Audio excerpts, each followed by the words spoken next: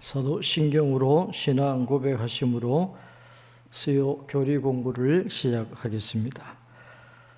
나는 전능하신 아버지 하나님 천지의 창조주를 믿습니다. 나는 그의 유일하신 아들 우리 주 예수 그리스도를 믿습니다. 그는 성령으로 잉태되어 동정녀 마리아에게서 나시고 본디오 빌라도에게 고난을 받아 십자가에 못 박혀 죽으시고 장사된 지 사흘 만에 죽은 자 가운데서 다시 살아나셨으며 하늘에 오르시어 전능하신 아버지 하나님 우편에 앉아 계시다가 거기로부터 살아있는 자와 죽은 자를 심판하러 오십니다. 나는 성령을 믿으며 거룩한 공교회와 성도의 교제와 죄를 용서받는 것과 몸의 부활과 영생을 믿습니다. 아멘. 찬송가 160장 함께 찬송하겠습니다.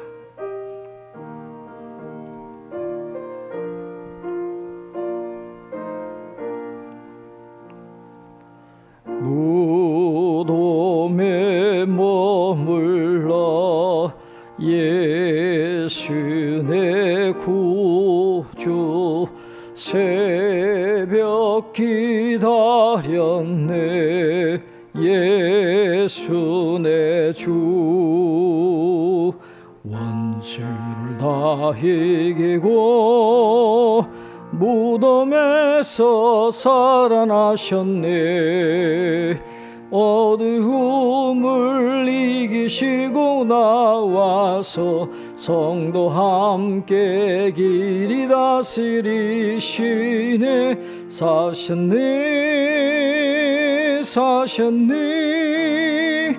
예수 다시 사셨네 헛되이 지키네 예수 내 구주 헛되이 봉하네 예수 내 주 원수를 다 이기고 무덤에서 살아나셨네 어두움을 이기시고 나와서 성도 함께 길이 다스리시네 사셨네 예수 다시 사셨네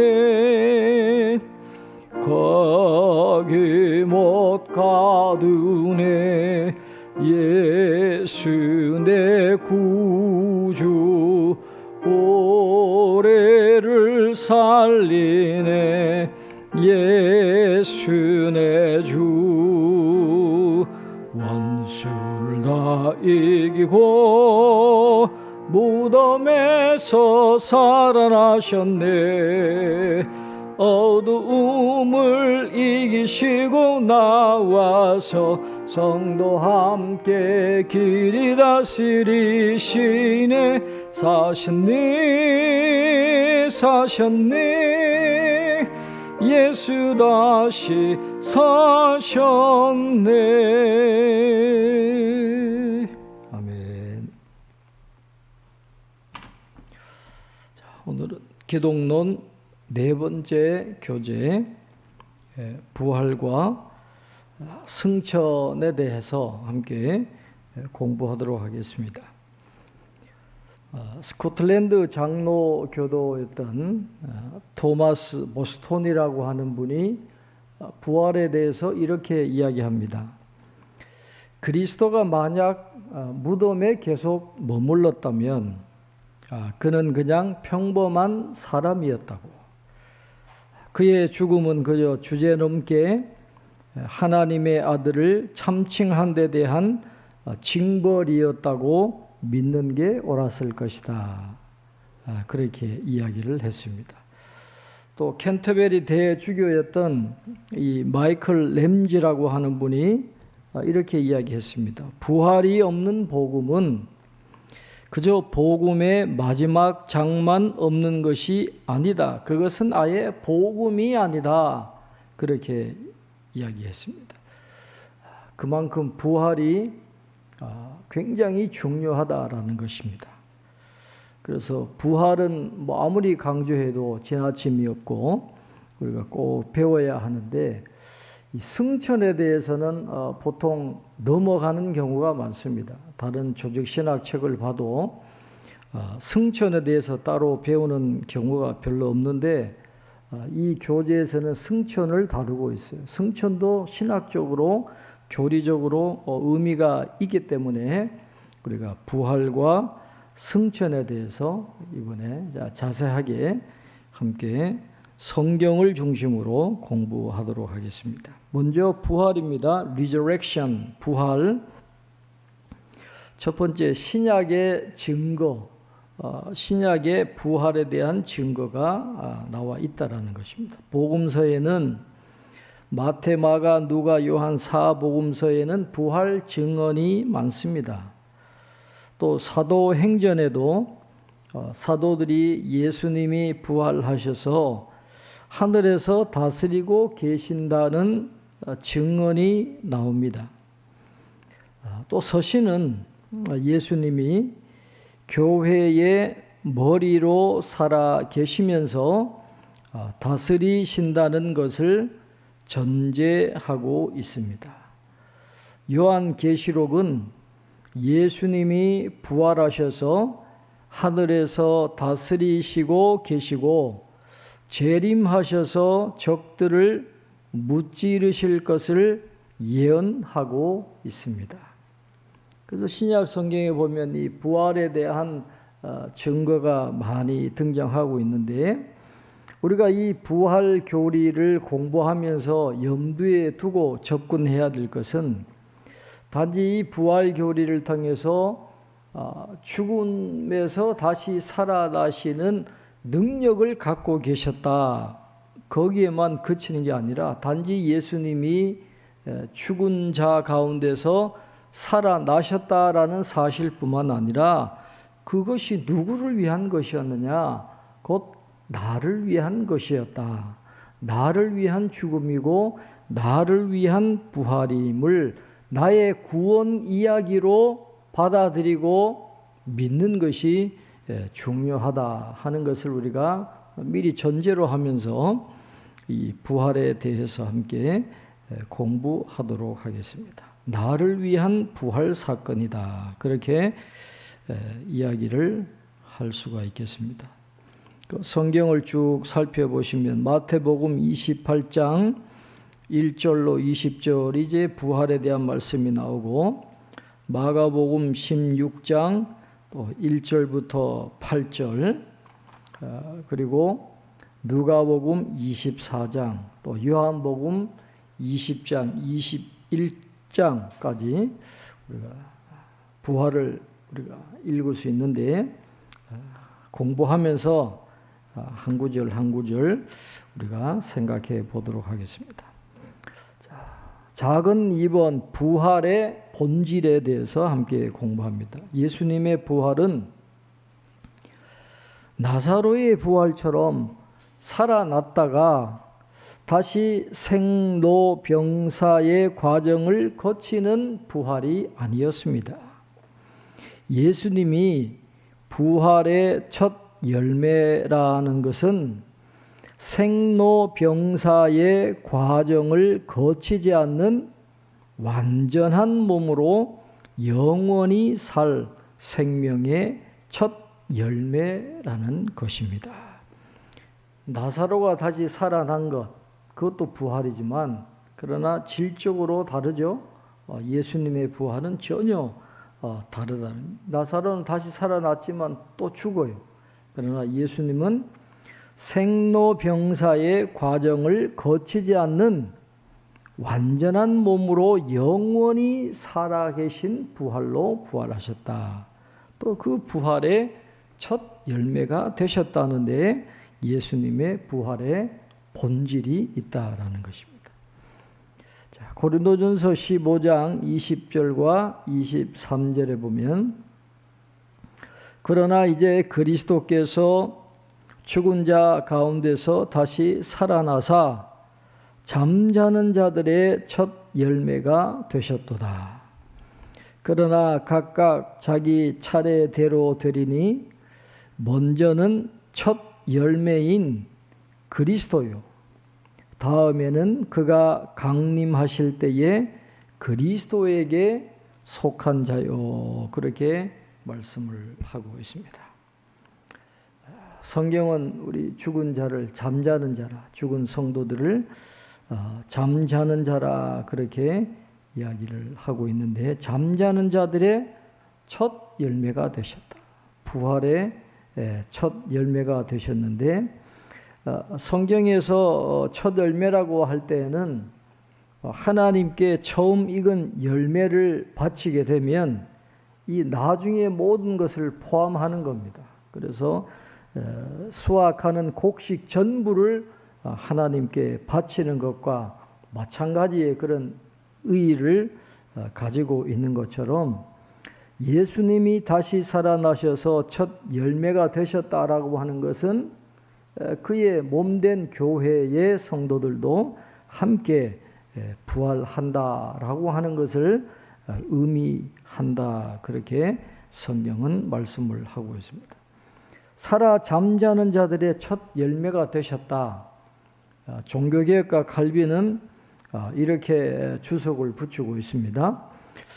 그리스도께서 우리의 구속주로 두 번째 나타나셔서, 재림을 의미하죠. 부활하신 예수님께서 구속주로 두 번째 나타나셔서 재림주로 오셔서 그분 자신이 보이신 능력의 열매와 효과를 온 교회로 확장시키지 않는다면 그리스도의 부활은 아무 소용이 없을 것이라고 바울은 성경에서 암시하고 있다. 그렇게 이야기를 합니다.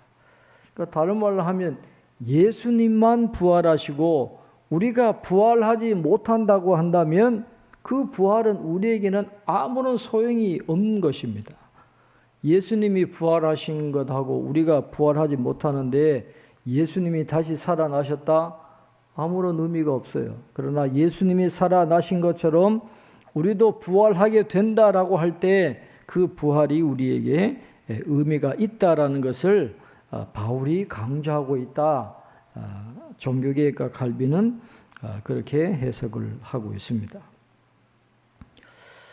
그 다음에 교재를 보시면 예수님의 두 제자가 예수님과 함께 엠마오로 내려가는 길로 걸어갔지만 예수님을 알아보지 못했습니다.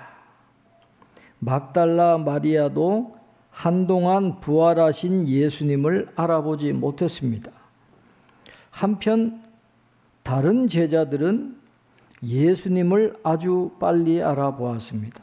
예수님을 보고 처음에는 놀랐지만 예수님의 손과 발을 보고 또 예수님께서 물고기를 잡수시는 것을 보고 부활을 확신했습니다.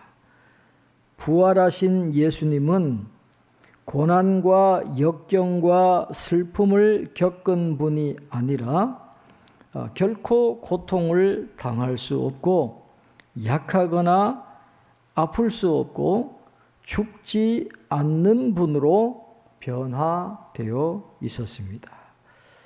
예수님의 부활의 본질은 나사로의 부활과 달리 생로병사의 과정이 없는 그런 부활이셨고, 또 다른 의미로는 예수님의 그 죽기 이전의 육신의 상태로 부활하신 게 아니라 신비로운 몸으로 부활하셨다라는 것입니다.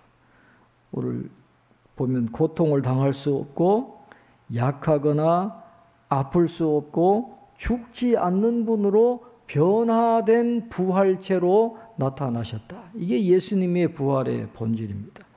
오늘 우리도 이런 부활체로 신비롭게 변화될 것을 성경은 말씀을 하고 있습니다. 지금은 고통당하고 눈물 흘리고 아프고 또 죽음의 고통을 맛보지만 우리가 부활의 몸을 입게 되면 그런 것을 우리가 당하지 않게 된다라고 성경은 말씀합니다. 누가복음 24장 13절로 32절 엠마오로 내려가는 두 제자에게 나타나신 예수님의 그 이야기가 기록된 성경이죠.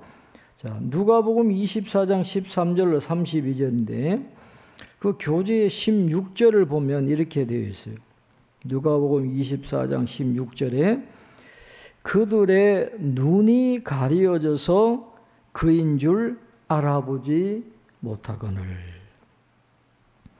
자, 눈이 가려져서 엠마오로 내려가던 그 제자들의 눈이 가려졌다. 수동태로 되어 있어요. 누가 그들의 눈을 가렸다는 거예요. 이것을 헬라어 문법에서는 신적 수동태라 그렇게 이야기합니다. 누가 눈을 가리셨어요? 하나님이 그들의 눈을 가려서 예수님을 알아보지 못하게 했다. 그 이유는 우리가 알 수 없지만 지금 이 상황에서 하나님이 역사하고 계신다라는 것을 표현하는 겁니다. 그들이 예수님을 알아보지 못한 원인이 어디에 있느냐? 하나님께 있다는 것. 신비로운 역사가 지금 일어나고 있다라는 것을 누가복음 24장은 설명을 해주고 있는 것입니다. 자, 그리고 25절 26절에 보면 이르시되 미련하고 선지자들이 말한 모든 것을 마음에 더디 믿는 자들이여 그리스도가 이런 고난을 받고 자기의 영광에 들어가야 할 것이 아니냐 하시고 이에 모세와 모든 선지자의 글로 시작하여 모든 성경에 쓴 바 자기에게 관한 것을 자세히 설명하시니라. 말씀을 가지고 예수님에 대해서 설명을 해 주셨다. 누가는 자세하게 기록을 하고 있습니다. 그 다음에 중요한 것은 30절부터 32절에 그들과 함께 음식 잡수실 때에 떡을 가지사 축사하시고 떼어 그들에게 주시니 그들의 눈이 밝아져. 눈을 누가 밝히셨어요? 여기도 신적 수동태입니다. 하나님이 그들의 눈을 열어서 볼 수 있게 하신 거예요. 떡을 가지고 축사하시고 떼어서 그들에게 주니까 하나님이 그들의 눈을 열어서 예수님을 알아보게 하셨습니다. 그런데 바로 그 순간에 예수는 그들에게 보이지 아니하시는지라 그랬어요. 자, 누가가 이 말씀을 기록한 의도가 어디에 있겠습니까? 오늘 이 시대에는 부활체가 다시 나타나지 않는 그런 시대잖아요. 부활하신 예수님 우리가 볼 수 없는 그런 시대를 우리가 살아가고 있기 때문에 예수님이 부활하셨다라고 하는 것을 어떻게 우리가 믿을 수 있겠느냐라는 그런 질문을 던진다고 한다면 누가는 오늘 누가복음 24장을 통해서 우리에게 이렇게 강조를 합니다. 눈으로 부활하신 예수님을 볼 수 없어도 성경을 열어봄으로 그리고 떡을 땜으로 예수님을 가장 잘 알 수 있다 하는 것을 강조를 하고 있는 것입니다. 예수님께서 모세와 모든 선지자의 글로 시작해서 성경에 쓴 바 자기에 관한 것을 자세히 설명하신 것처럼 성경을 열어볼 때, 성경을 읽고 성경을 이해할 때, 그리고 성도들과 함께 성만찬을 나누고 성도들과 함께 교제하는 그 가운데 부활에 대한 예수님을 발견할 수 있고 믿을 수 있다라고 하는 것을 누가는 이 누가복음 24장을 통해서 우리에게 강조를 하고 있다라고 하는 것입니다. 성경과 성도의 교제를 통해서 얼마든지 이 시대에도 부활에 대해서 믿음을 갖게 될 수도 있고 부활의 증인으로 살아갈 수 있다라고 하는 것을 누가가 강조를 하고 있는 겁니다.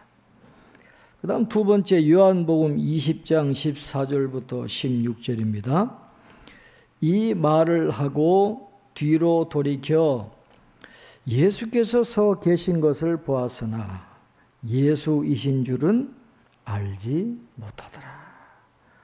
예수께서 이르시되 여자여 어찌하여 울며 누구를 찾느냐 하시니 마리아는 그가 동산지기인 줄 알고 이르되 주여 당신이 옮겼거든 어디 두었는지 내게 이르소서 그리하면 내가 가져가리이다.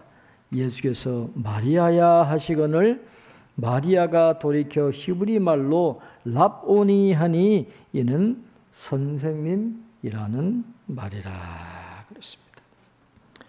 자, 요한복음 20장 14절로 16절 막달라 마리아에게 부활하신 예수님이 나타나신 바로 그 장면입니다. 그런데 14절에 보면 마리아가 뒤를 돌아보았어요. 예수님이 서 계신 걸 보았어요. 그런데 14절 마지막에 뭐라고 얘기합니까? 예수이신 줄은 알지 못하더라. 그렇게 예수님을 사랑하고 따랐던 마리아인데 예수님을 몰라봤다. 그래서 어떤 사람들은 새벽녘이라 어두워서 그래서 못 알아봤다 하는 이런 이야기하는 사람도 있고 하지만 그러나 신비로운 몸을 입고 부활하신 그 예수님의 그런 초월적인 모습을 마리아가 알아볼 수 없었을 것이고 그리고 막달라 마리아는 지금 부활에 대한 개념이 없어요. 예수님이 살아나실 거라고는 전혀 믿음이 없습니다. 죽은 시체를 지금 찾으려는데 지금 마음이 가 있기 때문에 부활하신 예수님 감히 상상도 할 수 없는 그런 상황이었죠. 자, 예수님이신 줄을 알지 못했다 그랬어요. 그 15절에 예수께서 이르시되 여자여 어찌하여 울며 누구를 찾느냐. 천사들도 이야기했잖아요. 왜 우느냐? 어찌하여 우느냐? 예수님도 똑같이 질문합니다. 여자여 어찌하여 울며 또 누구를 찾느냐 하시니 마리아는 그가 동산지기인 줄 알고 이르되 주여 당신이 옮겼거든. 주여는 일반적으로 선생님인데 이 동산지기를 일컫는 거예요. 당신이 시체를 옮겼다면 내게 이르소서 내가 가져가리이다. 여자가 무슨 힘이 있어요? 그러나 예수님을 너무너무 사랑하니까 예수님의 시신이라도 가르쳐주면 내가 찾아가겠다라고 하는 그 예수님을 향한 그런 간절한 마음을 우리가 느낄 수 있는 겁니다. 그러니까 예수님이 부활하셨다라는 생각은 일도 없는 거예요. 부활에 대한 예수님은 전혀 믿을 수가 없는 그런 막달라 말이었습니다. 그럴 때에 16절에 예수께서 마리아야 하시거늘 예수님이 마리아 이름을 불러주셨습니다. 목자는 양을 알고 양은 그의 음성을 안다 그랬잖아요. 예수님의 그 음성을 듣는 순간에 마리아는 직감적으로 이분이 예수님이시구나 하는 것을 깨닫게 됩니다. 예수님이 나의 이름을 불러주실 때 놀라운 일이 일어나는 거죠. 그래서 마리아가 돌이켜 히브리 말로 라보니 하니 이는 선생님이라는 말이라 그렇게 말씀을 하고 있습니다. 그래서 예수님의 그 부활의 본질은 신비한 몸으로 나타나셨기 때문에 막달라 마리아조차도 예수님이신 줄 알아보지 못했다. 그렇게 이야기를 하고 있습니다. 자, 세 번째 마태복음 28장 9절로 17절입니다. 예수께서 그들을 만나 이르시되 평안하냐 하시거늘 여자들이 나아가 그 발을 붙잡고 경배하니 예수를 배웠고 경배하나 아직도 의심하는 사람들이 있더라 그랬습니다. 마태는 그 예수님의 부활의 증거로 처음에는 이 빈 무덤을 이야기합니다. 그 다음에 빈 무덤을 이야기하고 난 다음에 부활하신 예수님이 사람들에게 현현하신 이야기, 사람들에게 부활하신 예수님이 나타나셨다라고 하는 것을 부활의 증거로 지금 이야기하고 있는데, 여기서 중요한 것은 마태복음 28장 9절에 보면 예수께서 그들을 만나 이르시되 평안하냐 하시거늘 여자들이 나아가 그 발을 붙잡고 경배하니, 그렇게 말씀을 하고 있습니다. 이건 예배거든요. 아까 요한복음 20장에서 보면 막달라 마리아가 예수님을 알아보고 라보니 하고 막 붙들려고 했어요. 그러니까 예수님이 붙잡지 마라 그랬거든요. 그런데 오늘 마태복음 28장은 여자들이 나아가 그 발을 붙잡고 경배하니 그랬어요. 예수님을 부활의 주님으로 예배드리는 그런 믿음의 마음을 가지고 예수님께 접근했을 때는 예수님이 그걸 받아들였어요. 그 발을 붙잡고 예배하도록 마태복음에서는 허락을 했습니다. 그러나 막달라 마리아는 인간적으로 예수님을 더 이상 놓아주지 않겠다 하는 그런 마음으로 막 끌어안으려고 그러니까 예수님이 붙잡지 마라 그런 것이지만, 마태복음의 이 여자들은 예수님을 부활의 주님으로 하나님으로 경배하는 마음으로 엎드렸기 때문에 그 믿음을 예수님이 받아들이시고 예수님의 발을 붙잡고 경배하도록 했다. 발을 붙잡고 그랬잖아요. 이 붙잡았다는 건 이 붙잡을 게 있다라는 거 아닙니까? 그러니까 영으로만 나타나신 게 아니에요. 유령으로 나타나신 게 아니라 부활하신 몸으로 나타나셨다. 그래서 영지주의나 이런 이단들을 배척하기 위해서 마태복음에 보면 그 발을 붙잡고 경배했다. 육체가 부활했다라는 것을 강조를 하고 있는 것이고, 그리고 중요한 것은 부활의 증인으로 예수님이 먼저 여자들을 인정하셨다라는 거예요. 여자들이 나아가 그 발을 붙잡고 경배하니. 당시 여자들은 나설 수 있는 형편이 아닙니다. 그냥 가정의 그냥 재산 정도로 치부되던 그런 시대고, 모든 것이 이 남자 중심으로 되었던 그 사회에서 예수님이 여자들을 부활의 최초의 증인으로 삼아 주셨다. 이건 굉장히 중요한 사건입니다. 그래서 교부 가운데 이 크리소스톰이라고 하는 분이 이렇게 이야기를 했습니다. 실로 예수께서는 부활의 산 증인으로서 여인을 택하심으로 최초의 범죄자 하와의 후손들이 겪은 슬픔과 고통을 변하여 큰 소망과 위로가 되게 하셨다. 그래서 이 여자들을 부활의 첫 증인을 삼은 것을 굉장히 신학적으로 중요하게 생각을 하고 있다라는 것을 우리가 확인해 볼 수 있는 것입니다. 여자들이 부활하신 예수님의 발을 잡고 예배 드리는, 그래서 부활의 증인이 되는 그 사건이 마태복음 28장에 기록이 되어 있습니다. 그리고 17절에 보면 예수를 배웁고 경배하나 아직도 의심하는 사람들이 있더라 그랬어요. 아직도 의심하는 사람들이 있었다라는 것을 이야기를 하고 있습니다. 그러니까 이 불신앙과 이 공포심에서 신앙과 기쁨으로 이 바뀌는 과정이 갑작스럽게 되는 경우도 있지만은, 그러나 서서히 진행되는 그런 경우도 있다라고 하는 것을 우리가 기억을 해야 되는 것입니다. 그래서 믿음 생활을 차근차근 빨리 잘하는 분도 있지만은 믿음이 더디 잘하는 분도 있다라는 걸 우리가 이해를 하고 함께 인내하면서 함께 믿음의 성장을 이루어가는 것이 중요하다 하는 것을 우리가 알 수 있게 됩니다. 자, 네 번째, 누가복음 24장 33절과 37절입니다. 곧 그때로 일어나 예루살렘에 돌아가 보니 11 제자 및 그들과 함께한 자들이 모여 있어. 자, 엠마오로 내려갔던 두 제자가 예수님을 알아보았잖아요. 근데 예수님이 그들 눈앞에서 사라집니다. 그리고 난 다음에 그들이 거기서 잠을 자지를 않아요. 밤이 늦은 시간인데 부활하신 주님을 만났으니까 이 기쁜 소식을 전해야 되겠다. 그래서 다시 예루살렘으로 올라가는 겁니다. 밤늦게.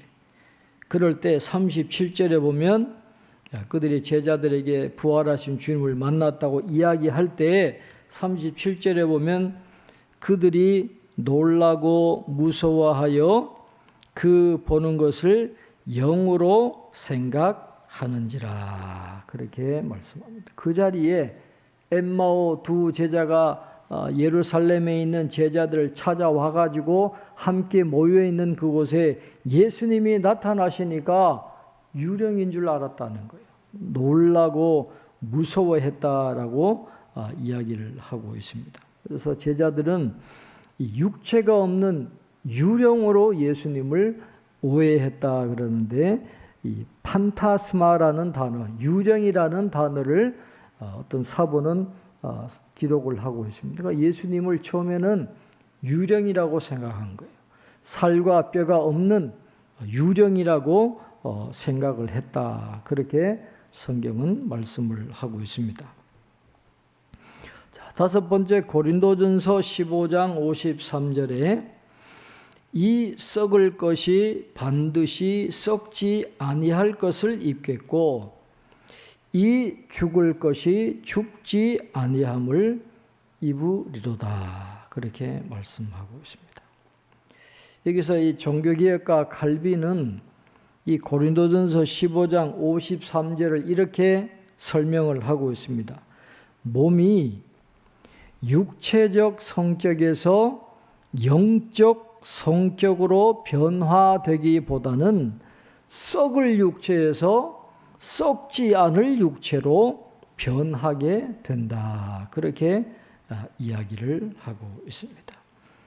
예수님은 썩지 않고 변하지 않고 쇠하지 않는 그런 몸을 입고 부활하신 겁니다. 우리도 마찬가지로 썩지 않고 쇠하지 않고 변하지 않는 그런 부활의 몸으로 변화하게 될 것을 성경은 우리에게 말씀을 하고 있습니다. 자, 그 다음에 부활하신 예수님은 만질 수 있는 몸을 가지고 계셨습니다. 판타스마, 유령이 아니다 그랬잖아요. 만질 수 있는 몸을 갖고 계셨어요. 그 발을 붙잡고 경배하니 그랬습니다. 부활하신 예수님은 단지 영이 아니셨습니다. 걸어가시고 또 음식을 드시고 손과 옆구리를 보여주시고 조반을 준비하시는 분이셨다. 그렇게 말씀을 하고 있습니다. 마태복음 28장 9절에 예수께서 그들을 만나 이르시되 평안하냐 하시거늘 여자들이 나가 그 발을 붙잡고 경배하니. 그 다음에 누가복음 24장 15절 29절 우리가 아까 봤죠. 그 다음에 요한복음 20장 20절에 이 말씀을 하시고 손과 옆구리를 보이시니 제자들이 주를 보고 기뻐하더라. 그렇게 말씀을 하고 있습니다.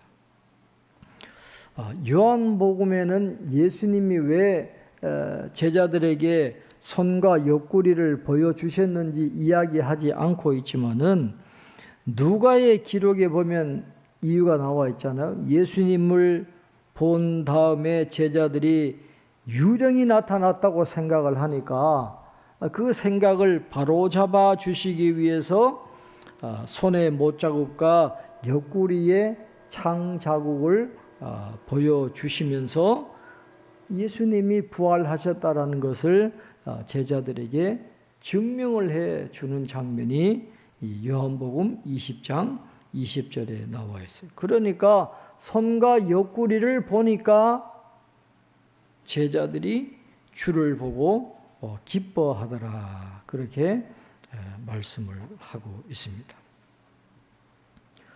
자, 요한복음 20장 27절, 오늘은 이 요한복음 20장 27절 이 말씀까지 우리가 공부하도록 하겠습니다. 도마에게 이르시되 내 손가락을 이리 내밀어 내 손을 보고 내 손을 내밀어 옆구리에 넣어보라. 그리하여 믿음 없는 자가 되지 말고 믿는 자가 되라. 그렇게 말씀을 하고 있습니다. 도마에게 이르시되, 예수님이 이번에 나타나신 목적의 관심이 도마에게 있다는 것입니다. 내 손가락을 이리 내밀어 내 손을 보고 그랬어요. 방금 우리가 읽은 요한복음 20장 20절에 보면 손과 옆구리를 본 제자들이 예수님을 알아보고 기뻐했다 그랬거든요. 부활하신 예수님을 믿었어요. 그런데 도마는 보는 것으로는 안 되는 거예요. 예수님이 눈앞에 있지만 내 손을 보고 내 손을 내밀어 옆구리에 넣어보라. 예수님이 이미 도마의 생각을 다 읽고 계시는 거예요. 도마는 보는 것으로 충분하지 않아요. 손을 예수님의 장자국에 넣어봐야 되고 못자국을 만져봐야 내가 믿겠다라는 그런 생각을 하고 있는데 예수님이 그 생각을 이미 다 하시고 내 손을 보고 내 손을 내밀어 내 옆구리를 넣어보라.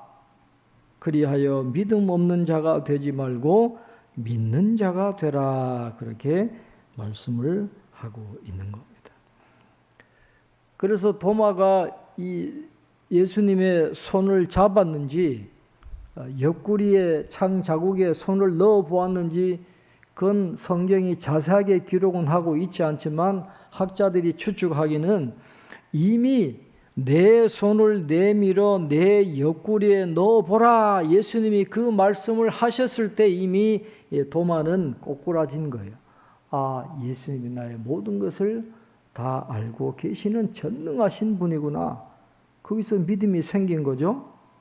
그래서 그 다음에 도마가 유명한 고백을 하잖아요.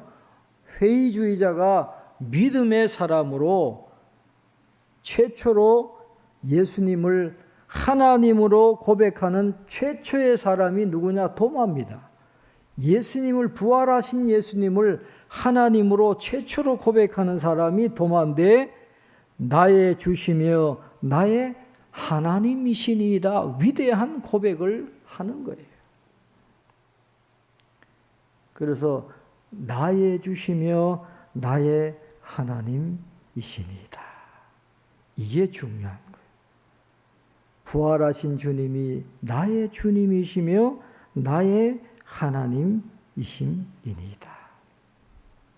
그래서 나중에 이제 성경을 보면 보든지 보지 못하든지 중요한 것은 믿음이라고 이야기하고 있지만은 이 도마의 이야기를 통해서 성경이 강조하는 것은 부활 신앙을 이야기할 때 단지 죽음에서 살아나는 능력을 갖고 계셨다. 거기에만 주목하지 말고 나의 주님이시요 나의 하나님이시다. 나를 위한 부활이시요 나를 위한 구원 사건이었다라는 그런 믿음으로 나아가야 된다라는 것을 성경은 강조를 하고 있습니다.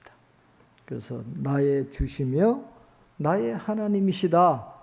부활하신 주님이 바로 나의 주님이시고 나의 하나님이시니까 주님이 부활하신 것처럼 우리도 부활에 참여하게 된다 하는 그런 믿음의 고백을 다시 한번 이 공부를 통해서 견고하게 고백하는 저와 여러분이 될 수 있기를 바랍니다. 기도하겠습니다. 하나님 아버지, 수요 교리 공부를 통해서 부활과 승천에 대해서 또 하나님의 말씀을 통하여 또 깊이 배울 수 있게 인도해 주시니 감사합니다.